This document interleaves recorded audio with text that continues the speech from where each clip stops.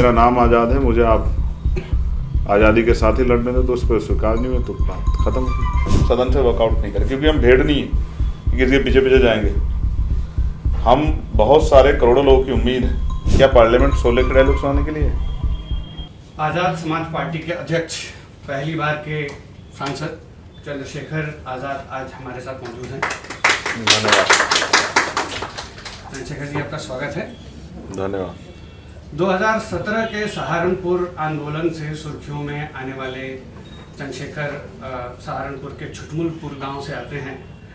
एक साधारण परिवार से हैं। इनके पिताजी स्कूल में टीचर हुआ करते थे और स्कूल और कॉलेज में दलितों के साथ होने वाले व्यवहार से उत्तेजित होकर इन्होंने 2007-8 में एक सामाजिक संस्था जिसका नाम है भीम आर्मी, उसकी स्थापना की, जो कि शुरुआत में जिसने पाठशालाएं खोली सहारनपुर में और बच्चों को पढ़ाया और वहाँ से जो है वो दलितों के छोटे मोटी जो समस्याएं थी उनका समाधान करने से जो सामाजिक एक आंदोलन इन्होंने शुरू किया, वो आज आज़ाद समाज पार्टी बन के उभरा है और अब वो संसद में पहुंच चुके हैं। ये सफ़र हालांकि आसान नहीं रहा, कई बार जेल गए। रासुका में तो लगभग 1 साल जेल में रहे, पुलिस की लाठियां खाई, पिछले साल बंदूक की गोली भी खा ली और अब जब ये संसद में पहुंचे हैं तो कई हलकों में ये चर्चा है कि बहुजन मूवमेंट को आगे ले जाने में चंद्रशेखर जी की अहम भूमिका हो सकती है। तो चंद्रशेखर जी, पहले तो मैं आपसे ये पूछना चाहूँगा कि नगीना लोकसभा सीट में जो ऐतिहासिक जीत आपने दर्ज की है वो कैसे संभव हो पाया, उसके लिए कितनी मेहनत करनी पड़ी, आपने क्या क्या किया? तो मैंने सभी पार्टियों से बात की थी जो विपक्ष में, आज के विपक्ष में, कि हम मिलके पार्लियामेंट का इलेक्शन लड़ते हैं और मैंने उनसे कहा कि मैं 1 सीट लड़ूंगा, इससे ज़्यादा नहीं लड़ूंगा, बाकी जगह सब जगह मैं आपकी जाके मदद करूँ। और वो फर्स्ट फेज में है तो बाकी 6 फेज मिलेंगे मुझे आपकी मदद करने के लिए। तो उनको मेरा जो प्रस्ताव था अच्छा नहीं लगा, उन्होंने मुझे ना कर दिया। फिर मुझे लगा कि अगर अब मैं इस चुनाव को नहीं लड़ पाया मजबूती से, तो चाहे वोट कितना भी मिले, हार जीत की बात नहीं थी, तो ये हो जाएगा कि मैं लड़ नहीं सकता। और एक सवाल था मेरे ऊपर जब टाइम्स मैगजीन में मेरा नाम आया कि भाई 100 इमर्जिंग लोगों में मेरा नाम है, भारत में से एक आदमी का, तो मुझे उस खुद को साबित भी करना। तो हम जनता के बीच में गए और मैंने खुद इत्मीनान भाई 700 से ज़्यादा गांव कवर किए। मैं सुबह 7:30-8 बजे निकलता था और रात को 4 बजे, 5 बजे, पौने 6 बजे तक आता था, क्योंकि जो चुनाव का समय था वो रमज़ान का भी समय था, तो वो लोग जागते भी रहते थे। तो ऐसे 700 के लगभग गांव मैंने कवर किए, 1200 के लगभग टोटल गांव हैं। और फिर हमारी टीम ने, जो देश भर से हमारे साथी जो काम कर रहे हैं वो आए, उन्होंने वहाँ मोर्चा संभाला और हमने जनता से जाके यही कहा कि आपने सबको मौका दिया, एक मौका आप हमारे कार्य के आधार पर हमें भी दो। वहाँ 3 राष्ट्रीय पार्टी लड़ रही थी और अलायंस भी लड़ रहे थे, एनडीए अलायंस, इंडिया अलायंस और बीएसपी भी। तो जनता ने हमारी बात को और हमारे संघर्ष को सराहा और हमें वोट दिया।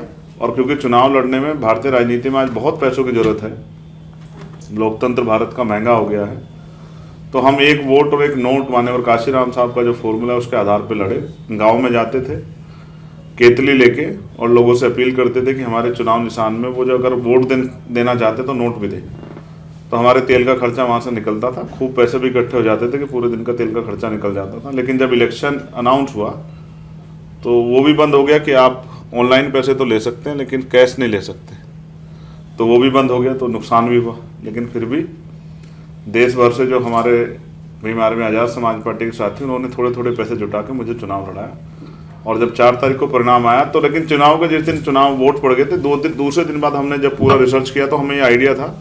और आप मेरा बयान अगर सुनेंगे जो मैंने छत्तीसगढ़ में दिया था आपसे 1 महीने पहले, चुनाव के रिजल्ट से लगभग 25-26 दिन पहले, कि हम 1.5 लाख से ज़्यादा वोट से जीते और हम लगभग 1,51,000 से ज़्यादा वोट से जीते। तो हमें जो हमने काउंटिंग की थी वो हमारी टेबल पे थी और वो टेबल हमारी जो है वो हमारे संघर्ष पे थी और वो सच साबित हुई।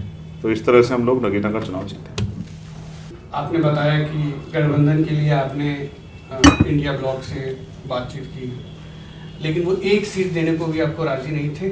क्यों नहीं थे? आपको क्या लगता है कि क्योंकि मैं इसलिए ये सवाल पूछ रहा हूँ क्योंकि ये कोई नया गठबंधन नहीं था, आप पहले उनके साथ गठबंधन कर चुके हैं, उपचुनाव लड़ चुके हैं।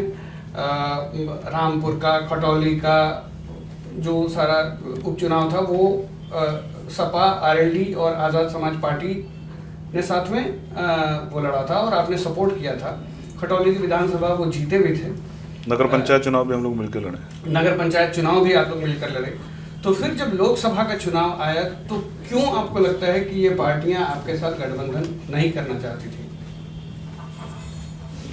देखिए, मुझे कहते हैं ना, सच कहने से रिश्ते खराब हो जाते हैं, लेकिन अगर सच नहीं कहेंगे तो फिर तो खराब हो जाएगा। मुझे ऐसा लगता है कि वो नहीं चाहते कि कमज़ोर वर्गों में कोई इंडिपेंडेंट वॉइस खड़ी हो। उनको लगता है जो भी खड़ा हो वो उनके सहारे से खड़ा हो या उनके अंडर में, जिससे वो जिस तरह का काम लेना चाहते हैं उस तरह का काम लें, वो उससे आगे ना बढ़े। और इसलिए उनको लगता था कि अगर चंद्रशेखर आज़ाद खड़ा हो जाएगा तो शायद एक नई तरह की पॉलिटिक्स जन्म लेगी। तो उन्होंने मुझसे कहा भी कि आप हमारे सिंबल पे लड़ जाओ या आप वो जगह बदल के कहीं और लड़ जाओ। तो मैंने उनसे मना कर दिया कि भाई, ना मैं किसी के सिंबल पे लड़ूंगा, ना मैं अपनी जगह छोड़ूंगा। उनको ऐसा लगता था कि भाई अगर चंद्रशेखर खड़े हो गए इंडिपेंडेंट रूप से तो फिर शायद वो आप पे रोके नहीं रुकेंगे, तो इसलिए इनको स्वतंत्र ना होने दो। तो कांग्रेस के लोग कहते थे हमारे सिंबल पर लड़ लो, और समाजवादी के लोग कहते थे हमारे सिंबल पर लड़ लो। और मैं कह रहा था कि मेरा नाम आज़ाद है, मुझे आप आज़ादी के साथ ही लड़ने दो, तो उस पर स्वीकार नहीं हुए तो बात खत्म हो गई। इसी कमरे में आज से 5 साल पहले बैठकर आपने खुद पर चुटकी लेते हुए एक बात कही थी कि भाई मेरे जैसे नाकारे की जो है वो पॉलिटिक्स में कोई जगह नहीं है, और मैं तो एक सामाजिक कार्यकर्ता बन के ही रहूँगा और मैं दूसरों को तैयार करूँगा कि वो सामने आए और युवा सामने आए और वो इलेक्शन लड़े। तो इन 5 सालों में ऐसा क्या गुजरा, ऐसा क्या हुआ जिससे कि आपने ये डिसाइड किया कि न सिर्फ मुझे, उस वक्त आपकी पार्टी भी नहीं थी, सिर्फ भीम आर्मी थी, तो ऐसा क्या हुआ कि आपने ये डिसाइड किया कि मुझे अब एक पॉलिटिकल पार्टी बनानी है और मुझे खुद चुनावी मैदान में उतरना पड़ेगा? देखिए, जो आपने कहा वो सत्य है। हुआ ये कि जेल से तो मैं आ गया था और संघर्ष का रास्ता मैंने छोड़ा नहीं। मैं दिल्ली में गुरु घर का आंदोलन हुआ जिसको मैंने पार्लियामेंट में भी उठाया, मैं जेल गया। फिर एनआरसी का आंदोलन हुआ, उसमें भी मैं जेल गया। इसी बीच यूपी गवर्नमेंट मेरी बेल कैंसिलेशन के लिए हाई कोर्ट चली गई, और एज ए लॉयर मैं इस बात को अच्छी तरह समझता हूँ कि अगर मेरी बेल कैंसिल हो जाएगी तो जब तक मुकदमा चलेगा तो मुझे सरेंडर करना पड़ेगा। मैं आपको उसकी घटना भी याद दिलाता हूँ। अजय कुमार टहनी जो हैं, जो हार गए इस बार चुनाव, उनके बेटे ने किसानों पर गाड़ी चढ़ा दी थी, तो फिर वो जेल चले गए। फिर उनको बेल हो गई, तो फिर उनकी बेल कैंसिल कराने के लिए सुप्रीम कोर्ट चले गए किसान, तो उनकी बेल कैंसिल हो गई। तो फिर उनको सरेंडर करना पड़ा एक सिविल से, और जब तक वो मुकदमा चलेगा तब तक वो जेल से ही जो है उसको मुकदमे को जो भी कंडीशन हो। तो मैंने देखा कि भाई ये सरकार तो बाहर भी काम नहीं करने दे रही है, तो अब अगर हमने ज़्यादा दिन तक सामाजिक मूवमेंट के जरिए ही काम को आगे बढ़ाया तो हो सकता है कि हमें इसका कोई खामियाजा बहुत बड़ा भुगतना पड़े और हमारी एनर्जी का समाज को फायदा ना मिल पाए। एक बड़ा सवाल ये भी था कि इस बीच में मैंने कई बार बहुजन समाज पार्टी के लोगों से भी बात करने का प्रयास किया कि हम मिलकर काम कर लेते हैं, क्योंकि मैंने देखा कि जब भीम आर्मी के लोग संघर्ष करते थे और उनके साथ पुलिस कोई अमानवीय व्यवहार करती थी, यानी कि मारपीट करना, झूठे मुकदमे लगाना, जेल भेजना या और भी कई तरह के प्रयास, तो कोई पार्टी उनके साथ नहीं खड़ी होती। सब लोग उनसे हाथ छिपाते थे, मुंह भी छिपाते थे, हाथ भी छिपाते थे और दूर रहने का प्रयास करते थे।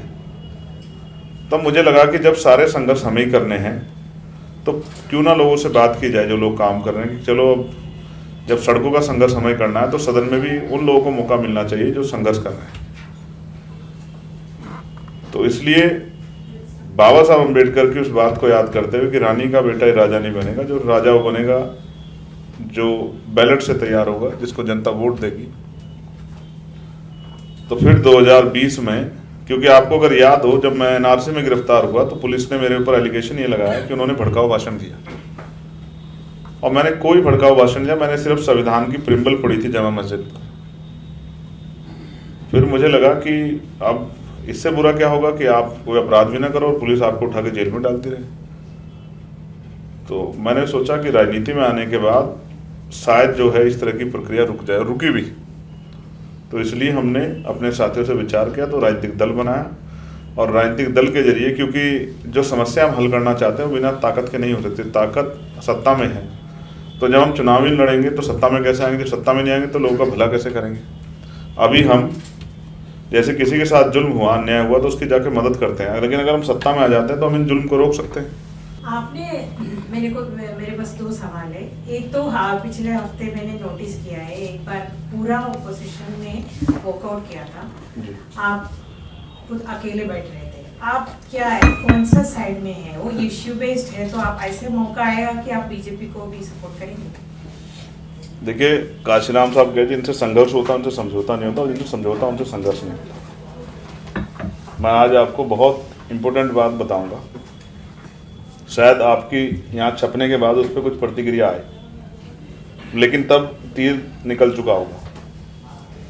मैं जब पार्लियामेंट में गया तो जैसे आपने कहा कि आपने मुझे वहाँ देखा बैठे हुए, तो उसमें 2 एक्स्ट्रा लाइन है, अगर आपने देखी तो मैं एक्स्ट्रा लाइन में बैठा, क्योंकि मैं नया आदमी हूँ, मुझे जानकारी इतनी नहीं है। मैं झूठ कह दूँ कि भाई मुझे जिस जगह में गया नहीं, मुझे क्या जानकारी होगी।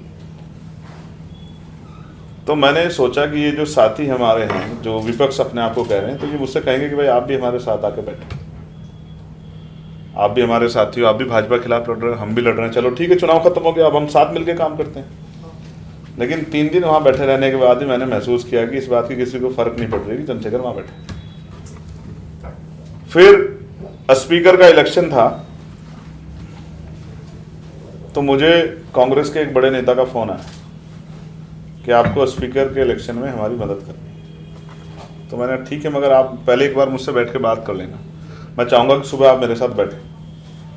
और मैं अपना वही सवाल उनसे पूछता कि भाई ठीक है, तो मदद ही चाहिए या आगे भी कोई बात आगे बढ़नी। फिर उन्होंने डिवीजन की मांग ही नहीं की, तो डिवीजन की मांग नहीं की तो वोटिंग नहीं हुई, वोटिंग नहीं हुई तो बात खत्म हो गई। नेताजी अपने रास्ते चले गए, मैं अपने रास्ते चला गया। इतना सच कोई बोलता नहीं है, हम झूठ नहीं बोलते इसलिए सच बोलते हैं। तो फिर हमने तय किया कि अब हम ना राइट है ना लेफ्ट है, हम बहुजन है, तो अपनी आइडेंटिटी बनाएंगे, अकेले रहेंगे तो अपनी बात के साथ खड़े रहेंगे। अगर कोई गलत होगा तो उसका विरोध दर्ज कराएंगे, और अगर कोई अच्छी बात होगी तो उसको सुन के समझ के फिर अपना फैसला लेंगे। तो इसलिए हम सदन से वर्कआउट नहीं करें, क्योंकि हम भेड़ नहीं है कि किसी के पीछे पीछे जाएंगे। हम बहुत सारे करोड़ों लोगों की उम्मीद है, हम अपनी पार्टी के वर्कर हैं, लेकिन हमारे लोगों के हम नेता हैं। तो अगर हम किसी के पीछे चलेंगे तो उनके सम्मान के साथ खिलवाड़ होगी। इसलिए हम बैठे, अगर कोई भविष्य में कोई बात करेगा तो सह सम्मान बात करेंगे। इसलिए हमने कहा कि अब हम किसी के घर नहीं जाने वाले कि आप हमसे अलायंस कर लो। 2018 में जब आप यहीं बैठे हुए थे, तो उस वक्त आपने एक वक्तव्य दिया था, जो कि मैं अभी कोट करता हूँ। आपने कहा था कि ये मंदिर बनाकर तो दिखाएं, फिर संविधान समर्थक बताएंगे तुम्हें कि कैसे चलेगा ये देश। आपने ये भी कहा कि ये लोग संविधान बदल देंगे, और जो लोग संविधान बदलना चाहते हैं हम उनको बदल देंगे। क्या दलित समाज में ये जो, अगर हम सुर्खियां देखें तो उसमें ये संविधान वाली बात जो है ये चुनाव के समय आई, और उसके बाद फिर इसकी काफ़ी बातचीत हो रही है, लेकिन क्या ये जब 2018 में आप ये कह रहे थे, तो क्या दलित समाज में उस वक्त से इस चीज़ का भय व्याप्त था? 2018 से नहीं, 2014 से, जब से भारतीय जनता पार्टी की सरकार आई, और जिस तरह से हमने देखा कि लेटरल एंट्रियाँ हुई, जिस तरह से निजीकरण हुआ, तो संविधान जो अवसर देता है उन अवसरों को ही आपने वंचित वर्गों के लिए लगभग खत्म कर दिया। तो ये चिंता, तो क्योंकि भारतीय जनता पार्टी को का जो कैडर बेस है, जो उनकी जो थिंक टैंक है आरएसएस, उसकी सोच तो लंबे समय से रही। पहले दिन से उन्होंने संविधान को स्वीकार नहीं किया। आज वो भले ही कुछ भी कहें, समय के साथ बदलाव होता है, बदलना पड़ेगा जब, क्योंकि आप देख रहे हो कि एक बहुत बड़ा वर्ग संविधान के समर्थन में खड़ा है। तो कभी आरएसएस और भारतीय जनता पार्टी संविधान के समर्थन में थी नहीं, अब तो बदली बदली सी भारतीय जनता पार्टी दिखाई देती है। और ये भी देखना पड़ेगा कि क्या भारतीय जनता पार्टी वही हार्डकोर भारतीय जनता पार्टी है? तो ऐसा लगता है कि नहीं। Upper caste oriented Bharatiya Janata party में हम बैकवर्ड के लीडर भी हैं, हारने के बाद भी डिप्टी चीफ मिनिस्टर बनाए जा रहे हैं, और आज अपनी आइडेंटिटी को भी बैकवर्ड के लोग वहां कह पा रहे हैं, यानी कि भारतीय जनता पार्टी ने बहुत सारे बदलाव किए।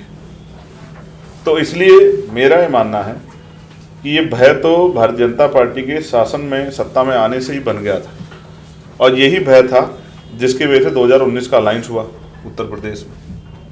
वो अलग है कि वो अलायंस परवान नहीं चढ़ पाया, क्योंकि राजनीति में उतने सक्रिय उस समय नहीं थे, और बहन जी ने एक ऑर्डर अपने यहाँ से दे दिया था अलायंस के साथ ही, जबकि हमने अलायंस का समर्थन किया कि भीम आर्मी का कोई भी जो वर्कर है, लीडर है, वो हमारे मंच पे नहीं आएगा। इवन अगर आपको याद हो कि सहारनपुर में उनकी रैली हुई फर्स्ट, और वहाँ मेरे पोस्टर दिखाए गए, तो उन्होंने उसका बहुत बड़ा विरोध भी दर्ज कराया, मेरठ में भी। तो हमारे लोगों ने कहा ठीक है, मैंने उनसे कहा कि वोट ही तो देनी, क्या जरूरत है मंच पर जाने की। तो हम उस तरह से सक्रिय नहीं थे, लेकिन हम अपना काम तो लगातार कर ही रहे थे। तो इसी तरह से मैं मानता हूँ कि ये भय 2014 शुरू हुआ, और 2024 उसकी अति थी कि उस अति ने एक सामूहिक रूप से एक ऐसा जो है विचार विकसित किया कि भारतीय जनता पार्टी को रोकना ही पड़ेगा, और अयोध्या उसका बहुत बड़ा उदाहरण है। अगर अयोध्या में भारतीय जनता पार्टी हारती है, या बनारस में प्राइम मिनिस्टर इतने कम वोट से जीतते हैं, या टीवी सीरियल के राम जो है मेरठ में बहुत कम वोट से जीतते हैं, तो आप समझिए कि धर्म के आधार पर आगे राजनीति में कामयाब होना आसान काम उत्तर प्रदेश में नहीं। इसी बार वो सारी बातें विपक्ष ने बोली जो माननीय काशीराम साहब 40 साल पहले बोला करते थे। जैसे आपने विपक्ष की पार्टियों के नेताओं के मुंह से सुना कि भाई मीडिया में आपके लोग कितने हैं, बैकवर्ड के लोग, शेड्यूल कास्ट के लोग। ये भी सवाल आया कि ब्यूरोक्रेसी में कितने हैं, जुडिशरी में कितने हैं। ये सारे सवाल आए जिसको काशीराम साहब अपने भाषण में कोट करते थे, और ये कहते जिसकी इतनी संख्या बारी उसकी उतनी हिस्सेदारी। उस तरह से नहीं कह पाए, कॉपी हो जाता। उन्होंने कहा जिसकी इतनी आबादी उतना हक। तो आप समझिए कि ये वही आइडियोलॉजिकल वो थी, लेगेसी थी, या वो जो है उसको जो है कंटिन्यू करने की एक चलन था, जिसने जो है विपक्ष को कामयाब किया। और ये आप तब इसको समझिए कि 93 में राम मंदिर की लहर में अगर भारतीय जनता पार्टी उत्तर प्रदेश में सिमट जाती है, तो ये बिल्कुल कुछ उसके आसपास ही है। तो उस समय काशीराम साहब विचार के आधार पर लीड कर रहे थे। भले इन दलों ने हमें मदद नहीं की, लेकिन हमने अपनी जिम्मेदारी को अदा किया, और उसके परिणाम धरातल पर है। मैंने कहा भी, मीडिया के साथियों से भी कहा कि विपक्ष का एक साथी खड़ा होकर बताए कि क्या वो बिना अम्बेडकरवादियों के वोट के जीता है क्या। अगर कोई विपक्ष का एक साथी ऐसा हो, किसी भी लोकसभा जीता हुआ, तो हाथ खड़ा करके बताए, तो शायद किसी के अंदर हिम्मत नहीं बन पाई कि वो जवाब दे सके, क्योंकि पर्दे के पीछे तो सभी लोगों ने मदद मांगी हमसे। अब बहुत सारे नए नेता आपके चुनाव जीतने के बाद पार्टी ज्वाइन करना चाह रहे हैं, और कुछ लोग थोड़े इनसिक्योर हैं कि अब नए बड़े नेता आ जाएंगे तो जो पहले से मिशन से जुड़े हुए हैं उनको निगलेक्ट ना किया जाए। इसको आप कैसे बैलेंस करेंगे? नहीं, ये हमारी पार्टी किसी एक, आप फिर इसको प्रमाणिकता भी करोगे, किसने आपसे सवाल कहा है? अगर आप ये बात कहते तो आपको प्रमाण देना पड़ेगा। अगर आप अपने मुंह की बात कहना चाह रहे हो तो आप कह सकते हो, ये राइट आपको है कि दलों में नए लोग आते हैं तो पुराने लोगों की अहमियत। अमित हमारे शुरुआत के साथी हैं, अब देखिए आज मेरे साथ आपके स्टूडियो में बैठे हैं, तो इसका मतलब ये है कि मैंने पुराने किसी साथी को नहीं छोड़ा। लेकिन मैं आपको कुछ कहता हूं, हमारे लिए राजनीति सुख सुविधा का अवसर नहीं है, और हेलीकॉप्टर हवाई जहाज में घूमने का या उनमें बैठने का शौक हम लोग नहीं रखते। हम राजनीति इसलिए कर रहे हैं क्योंकि आज भी हमारी बात को कोई जिम्मेदार से नहीं उठाता। हमने सबके भाषण सुने हैं पार्लियामेंट में, जहां सवाल पूछने चाहिए थे सरकार से कि वो बताएं कि इन वर्गों के हालात का जिम्मेदार कौन है, वहां एक दूसरे से बड़े हंसी मजाक हो रहे थे। तो उधर से कहता था डरो मत, डराओ मत, और दूसरा उधर से कह रहा था मौसी अभी तो पार्टी सांस ले रही है। शोले के डायलॉग सुनाए जा रहे थे। क्या पार्लियामेंट शोले के डायलॉग सुनाने के लिए? आप समझो ना क्या हो रहा है। पक्ष भी आप है, विपक्ष भी आप है, तो फिर भाई फिर तो मेरे जैसे लोगों को तेजी से बोलना चाहिए कि हमारे लोग समझ आए। मैं फिर आपसे कह रहा हूँ, हमारी पार्टी में सभी का सम्मान है, और पुराने जो लोग हैं जिन्होंने काम करके यहाँ पे आए, आप आज ही मैं उन सबको एक बड़ी माला जो मैं खुद नहीं पहनता उनको पहना के आया हूँ, जितने हमारे कोर कमेटी के लोग थे, क्योंकि उन्होंने बहुत मेहनत की थी। तो ऐसा नहीं होता है, घर के पुराने लोग पुराने ही रहते हैं, नया 9 दिन पुराना 100 दिन। It's not about your party. As a new MP, whose speech you thought, आप कौन सा भाषा आपको ज्यादा लगा, अच्छा लगा कि इनमें से किसका भाषण? प्रधानमंत्री का या leader of opposition? As a new MP, मैंने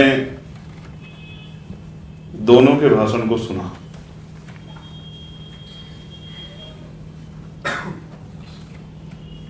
और दोनों ने अपनी अपनी पार्टी और अपने अपने एजेंडों पे, अपने अपने विषयों पे बात की, लेकिन मुझे सबसे ज्यादा अच्छा भाषण अपना ही लगा।